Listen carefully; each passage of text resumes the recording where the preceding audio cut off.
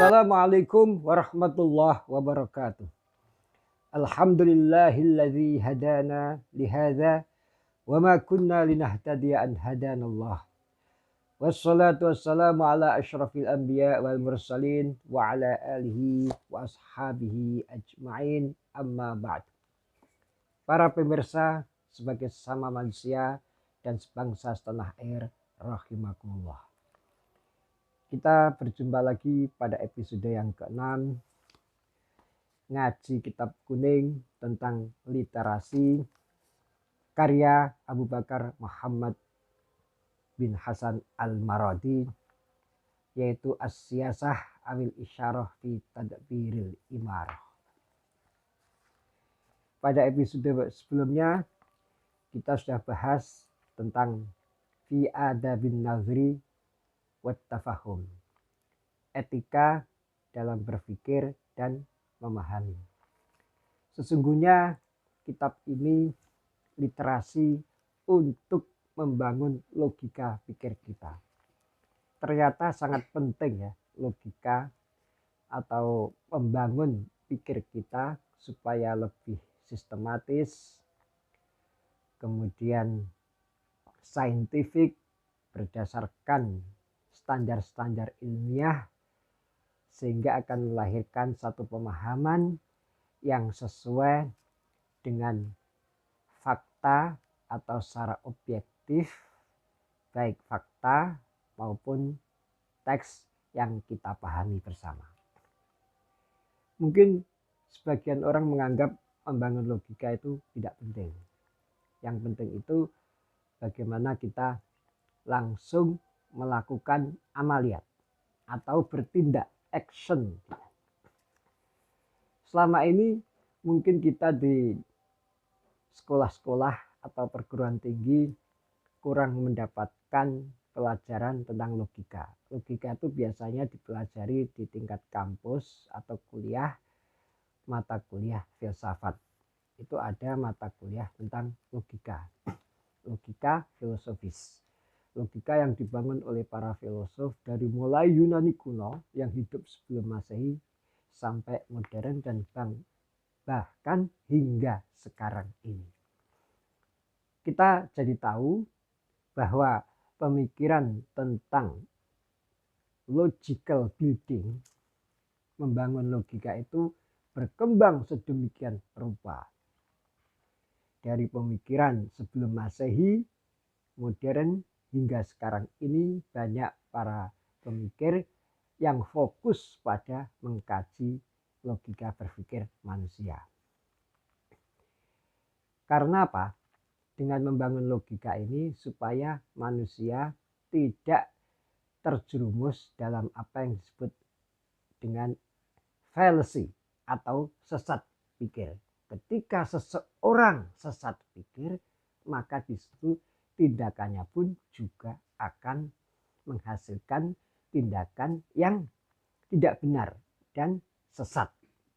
Seorang filosof kenamaan, Plato bahkan percaya ketika seseorang berpikir dengan benar, tepat, sesuai standar ilmiah, maka logika itu akan memberikan arahan pada etika. Jadi logika yang benar, maka etika yang akan benar juga. Memang kenyataannya tidak bisa semuanya dianggap secara eksak ya, aksiomatis, itu artinya seperti itu. Mungkin banyak orang yang sudah berpikiran maju, berpikiran modern ya, dengan tingkat pendidikan yang tinggi, tetapi dalam tindakannya mungkin tidak sesuai dengan ilmunya. Ya, ini perlu kita cari mengapa hal itu terjadi. Setiap teori memang selalu mengalami, kalau dalam istilah ilmiahnya itu anomali ya. Kalau dalam istilah fikih istisna, ada pengecualian. Ada hal-hal yang simpangan yang menghasilkan sesuatu tidak connect dengan logika, atau bangunan pikir, bangunan ilmu yang kita dapatkan. Abu Bakar Muhammad Ibn Al-Maradi ini menulis tentang adab berpikir dan memahami ini memang dalam rangka untuk mengembangkan suatu bangunan pikir yang menghasilkan satu etika yang benar-benar sesuai dengan kemanusiaan kita yang disinari oleh teks wahyu yaitu Al-Quran dan Al-Hadis, dan dari situlah akan memunculkan insan-insan yang berpikir juga beretika. Sebagaimana kemarin sudah kita singgung ya, tentang bagaimana manusia ketika menggunakan pemikirannya, maka berarti dia telah menggunakan potensi kecerdasan yang telah dianugerahkan Allah pada diri manusia. Kecerdasan harus kita kembangkan melalui pembangunan pikir secara sistemis. Dengan demikian maka manusia akan bisa mengamati, meneliti, dan kemudian menyimpulkan. Dari simpulan ini melahirkan satu perbuatan yang benar-benar konstruktif. Banyak contoh dinamika fakta saat ini yang seringkali membuat manusia itu mengalami apa yang disebut cognitive bias. Ini ilmu logika juga ya. Atau bias-bias pikir, distorsi berpikir. Misalnya ada, kalau dalam logika modern itu disebut dengan halo effect. Misalnya ada seseorang yang kaya. Terus kita mengatakan orang kaya itu pasti bahagia. Atau orang yang punya jabatan tinggi. Kemudian kita mengatakan itu pasti enak ya, nyaman, dihormati orang dan sebagainya. Padahal faktanya tidak mesti demikian. Apalagi kalau kita bicara kebahagiaan. Kebahagiaan itu bisa dirasakan oleh orang yang hanya tinggal dalam rumah yang sederhana dan kehidupan rumah tangganya bahagia, anak istrinya taat, mengikuti perintah, mengikuti prosedur dalam keluarga dengan baik. Sementara mereka yang hidup terlihat kasat mata, performanya kaya, makmur, punya jabatan, tetapi di dalamnya ternyata mengalami disharmoni dalam keluarganya. Nah, ini efek-efek logika yang sering menghinggapi pada masyarakat. Melihat hanya dari performan lahiriah. Dalam sebuah hadis dikatakan, Innallah la yanzuru ila suwarikum walakin yanzuru ila qulubikum. Sesungguhnya Allah itu tidak melihat performan lahiriah kita. Apa yang terlihat dalam diri kita.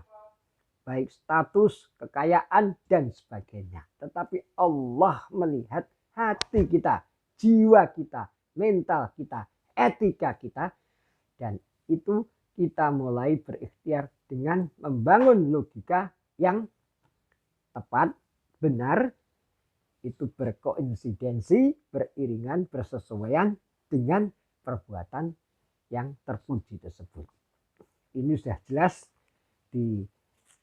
diingatkan dalam sebuah teks seperti saya bacakan tadi ya.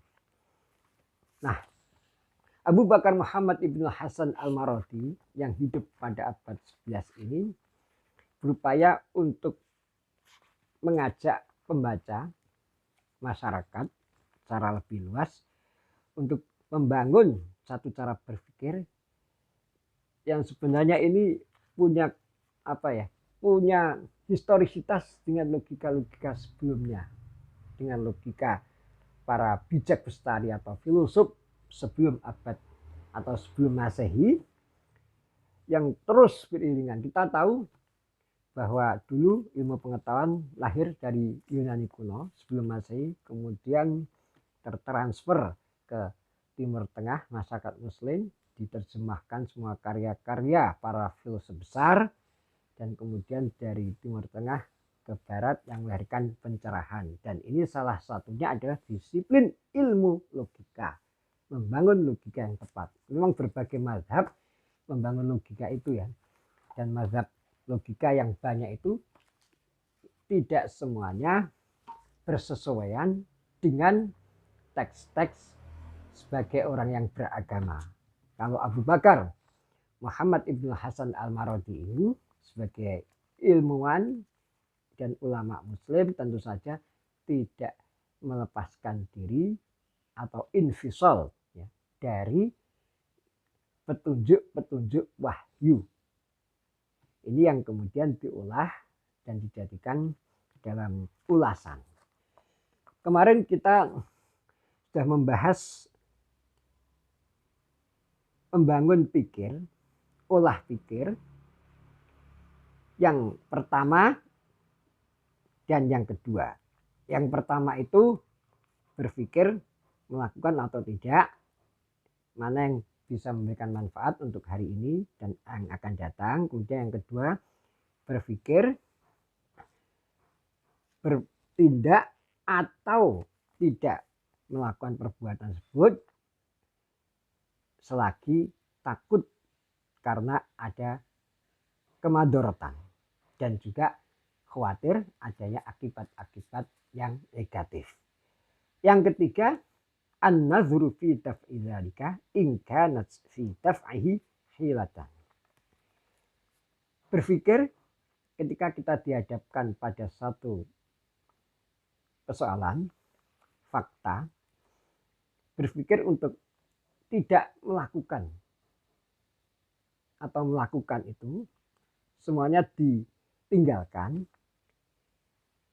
karena melihat di dalamnya ada hal-hal yang memang akan berakibat buruk.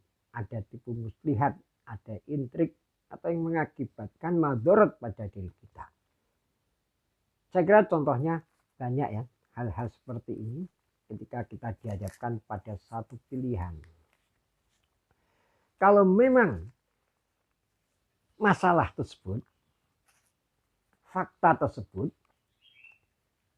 harus kita tolak, kita tidak mau melakukan, dan juga kita tidak mau mengikuti persoalan atau fakta yang mendorong kita memang harus melakukan, tapi karena di situ ada hal yang negatif sehingga kita menolaknya.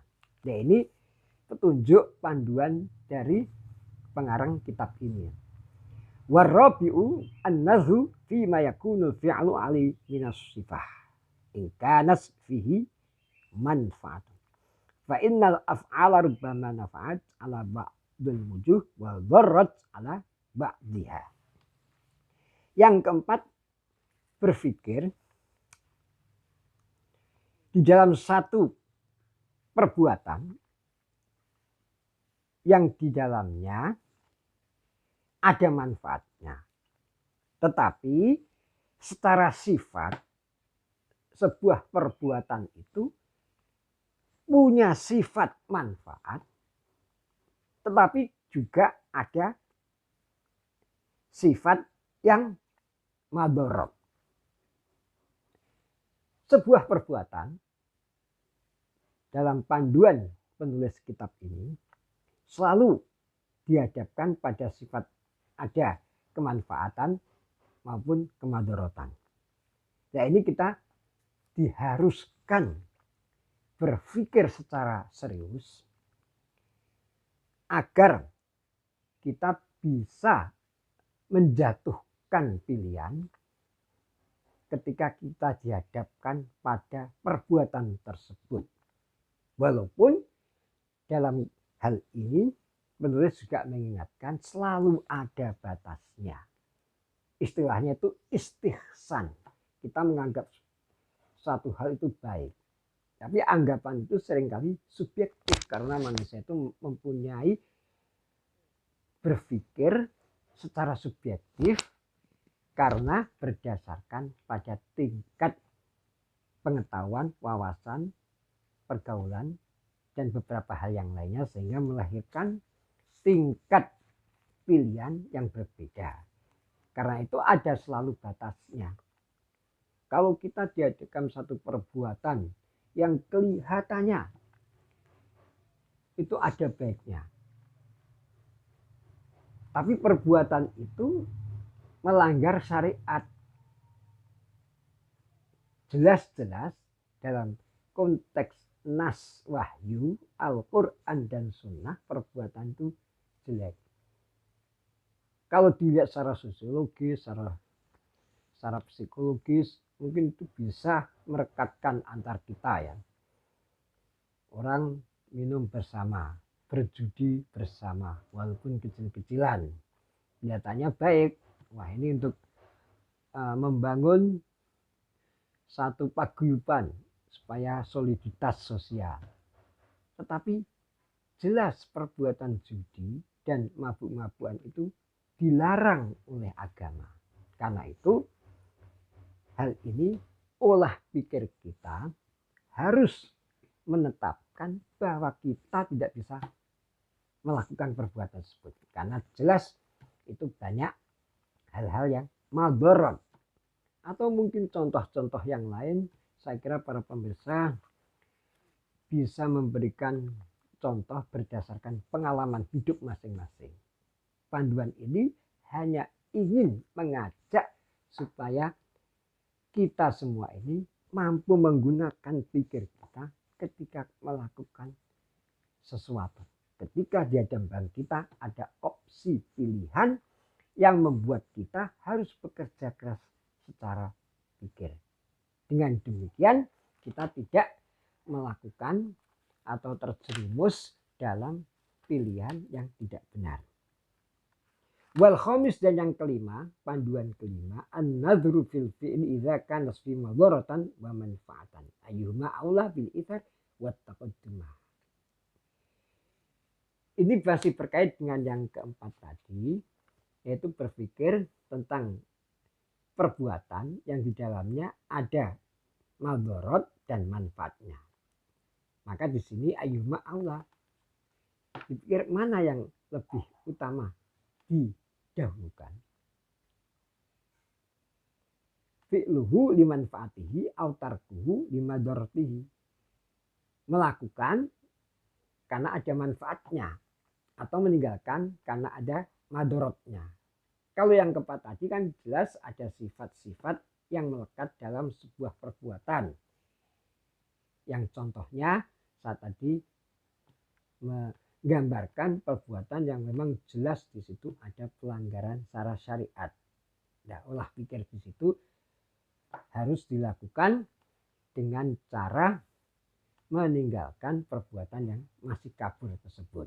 Nah, yang kelima ini ketika dihadapkan itu sudah jelas ditunjukkan kalau melakukan itu ada manfaatnya, kalau meninggalkan ada madaratnya. Wa hadzal bab wa an-nadhur fi adarrid daruraini. Ini kita dihadapkan pada dua kemadaratan. Wa anfa'un nafi'in min daqaiqil hikmah. Yang paling bermanfaat dalam hikmah. Hikmah itu kan sangat subtil, sangat lembut. Orang bisa saja terjebak itu menganggap hikmah. Padahal itu belum hikmah. Ya, secara general atau secara umum, hikmah itu yang diperlukan adalah hikmah ketika misalnya kita di pandemi ini. Adanya pandemi ini ternyata menyodok banyak hikmah atau meningkatkan hikmah. Kita bisa berkumpul di rumah WFH sehingga waktu kita banyak dengan keluarga yang sebelumnya kita bekerja di pagi sampai malam. Kemudian kita menjadi sadar akan kesehatan.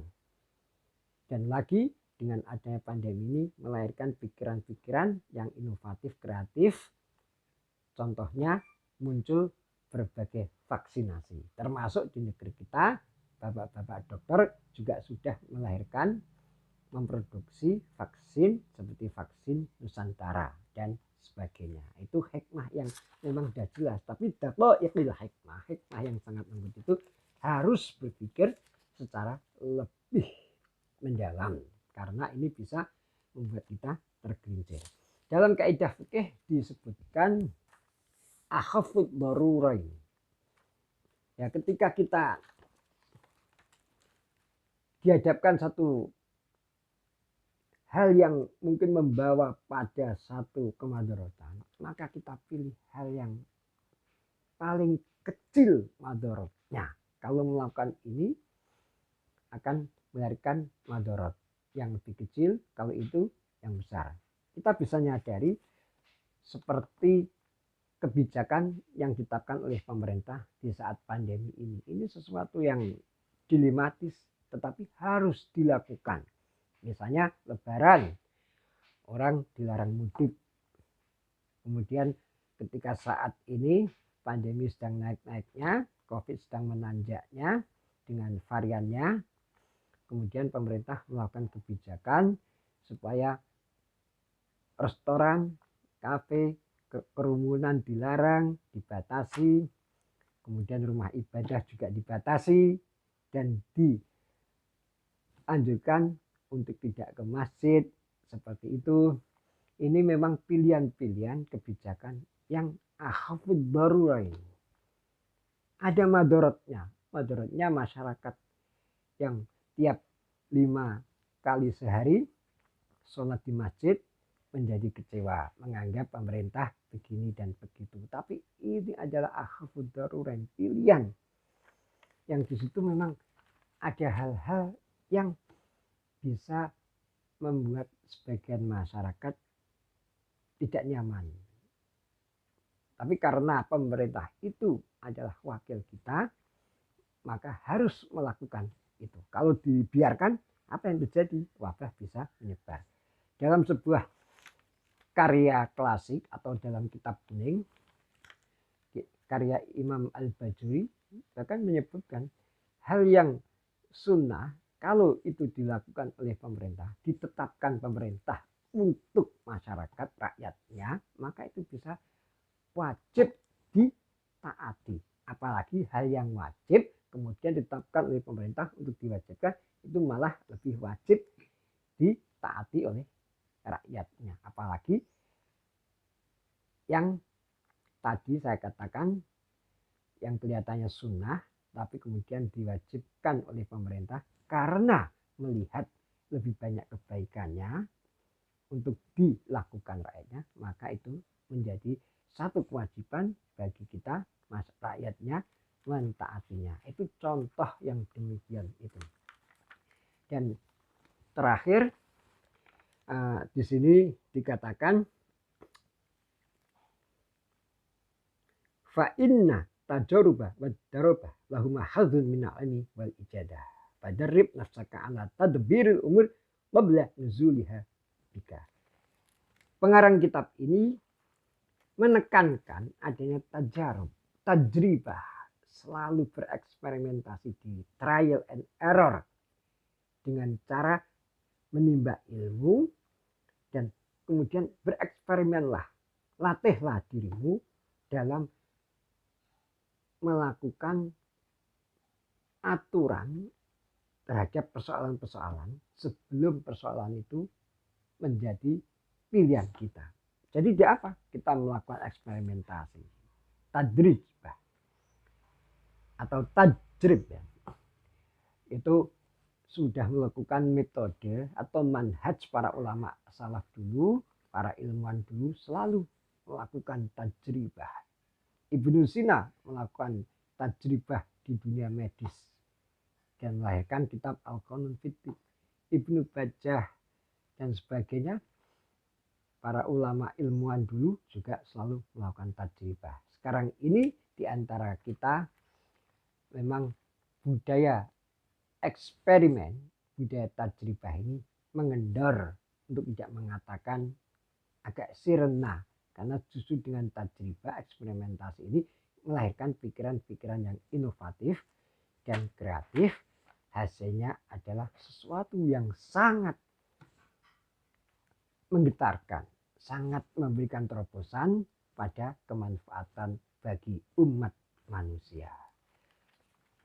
Demikian pemirsa, sebagai sama manusia dan sebangsa tanah air, kajian singkat dan sederhana ini, ngaji literasi dengan ngaji kitab kuning ini, semoga bermanfaat. Akhirul kalam, wassalamualaikum warahmatullahi wabarakatuh.